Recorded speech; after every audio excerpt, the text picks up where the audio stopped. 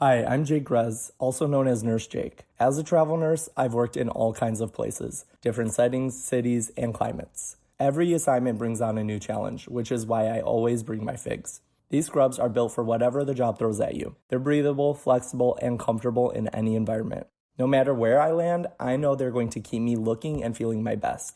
And don't sleep on the details. The pockets, the features, the finishing touches, everything has a purpose, and it makes a real difference when you're moving nonstop. The fit is clean, tailored, and super polished, and they come in a huge range of colors. In other words, they feel great throughout a 12-hour shift, and they always look good. See every healthcare professional on Instagram. If you work in healthcare or know someone who does, check out Figs and get 15% off your first order at wearfigs.com with code FIGSRX. That's wearfigs.com, code FIGSRX. After looking at and experiencing midlife issues for some time now, I've realized one thing. Most of us aren't afraid of getting older. We're afraid of losing the things that make life enjoyable. We worry about losing our energy, our memory, our independence, or the ability to do the things we love. If you're in your 40s, 50s, and 60s, you've probably noticed changes already. Maybe recovery after exercise takes a little longer. Maybe you don't quite sleep as well or as deeply as you used to. Perhaps you're reading a menu with your phone flashlight now. Welcome to midlife. The good news is that aging research has entered one of the most exciting periods in history. Scientists are no longer asking only how to treat diseases after they appear. Instead, they're asking a much bigger question. Can we slow the aging process or even reverse some of it? On today's episode, I want to introduce you to 3 of the most exciting areas of aging research and explain what they could mean for us as we navigate this thing called midlife. I'm Jay, and this is Somnilopod.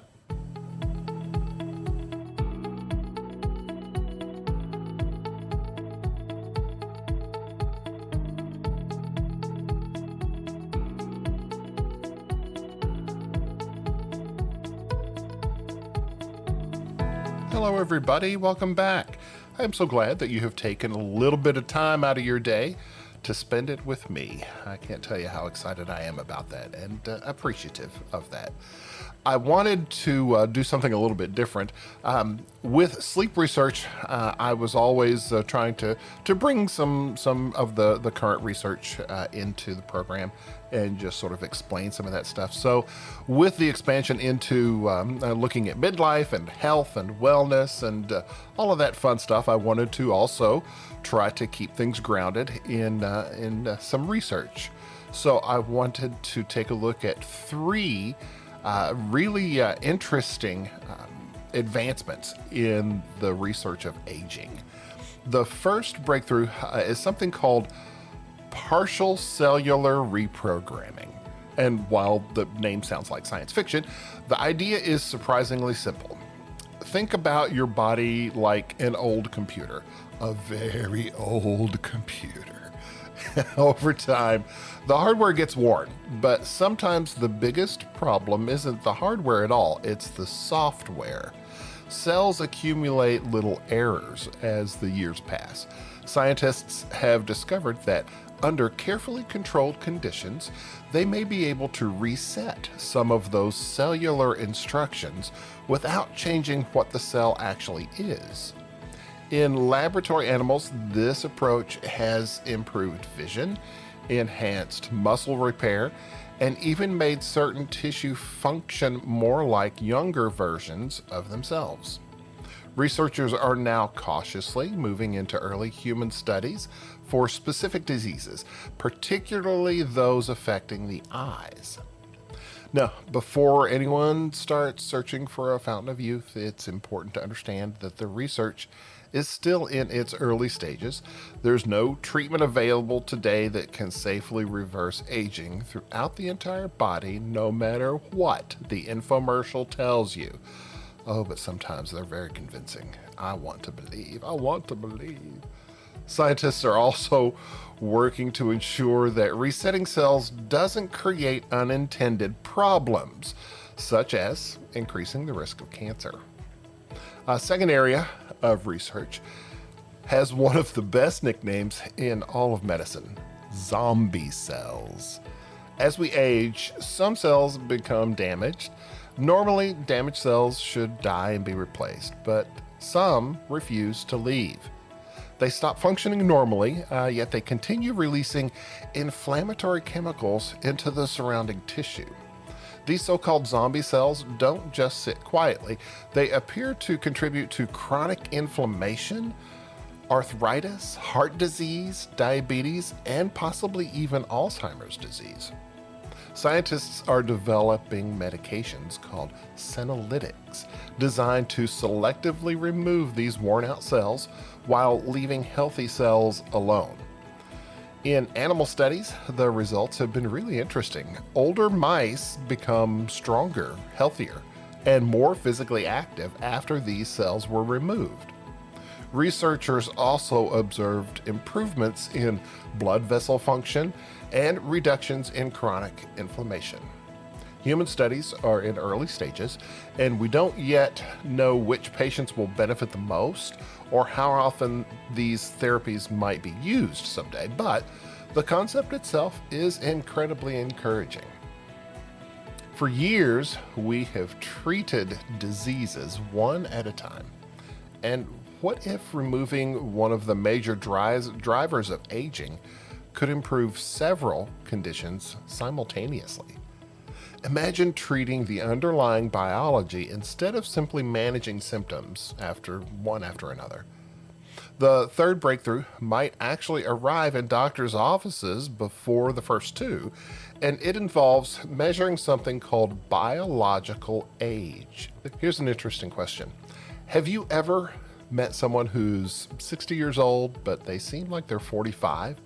Full of energy, active, sharp. They hike, they travel, they sleep well, and they rarely seem to slow down. I hate those people. I really don't like them. Just kidding. I want to be them. That's it. I'm jealous. Then if you've met those people, you've probably met someone else the same age who struggles with chronic illness, fatigue, poor mobility, declining health. Both people are the same age. They have the same birthday, but biologically, they may not be the same age at all. Researchers are developing sophisticated tools that estimate how old your body behaves rather than simply counting the number of birthdays you've celebrated. These tests examine markers such as DNA, methylation, inflammation, immune function, and metabolism to establish your biological age. Now, why does that matter? Because if we can accurately measure biological age, we can also begin measuring whether lifestyle changes are actually making us healthier. Imagine beginning a strength training program, improving your sleep, eating healthier, managing stress, and 6 months later, learning that your biological age has actually improved. That kind of feedback could completely change the way we think about preventative medicine. Instead of waiting decades to see whether healthy habits helped us live longer, we'd have a much earlier indication that our bodies were moving in the right direction. Now, if you've listened to this podcast for a while, you might be wondering, where in the world does sleep fit into all of this? And the answer is everywhere. Nearly every major hallmark of aging is influenced by sleep. During deep sleep, our brain clears metabolic waste. Hormones involved in tissue repair are released. Your immune system resets. Memories are consolidated. Inflammation is regulated. Even the biological clocks inside your cells depend on constant sleep and circadian rhythms. No, sleep isn't a magic cure, but it may be one of the most powerful daily investments you can make in healthy aging. And it's available to all of us tonight. As exciting as these scientific breakthroughs are, the reality is that none of them replace the basics. Regular physical activity, strength training, nutritious food, managed stress, meaningful social connections, and consistent restorative sleep. These remain the cornerstones of healthy aging. And the encouraging news is that they're also the same habits that appear to support the very biological pathways scientists are studying in laboratories around the world. Perhaps the biggest lesson from today's episode? The future of aging may include remarkable medical breakthroughs. We may eventually see therapies that repair cells or personalize healthcare based on biological age instead of calendar years. But while scientists work toward tomorrow's treatments, we still have tremendous influence over how we age today. Midlife isn't the beginning of decline, it's the beginning of being intentional. It's the season where experience meets opportunity, where we become less concerned with living forever and more focused on living well. If these new discoveries teach us anything, it's that aging is far more dynamic than we once believed. Our bodies are constantly adapting, repairing, and responding to the choices we make every day. So perhaps the goal isn't to chase youth. The goal is to build a future where we remain curious, capable, resilient, and fully engaged in life for as many years as possible. And that's a future worth getting a good night's sleep for. See what I did there at the end? I turned it right back to sleep.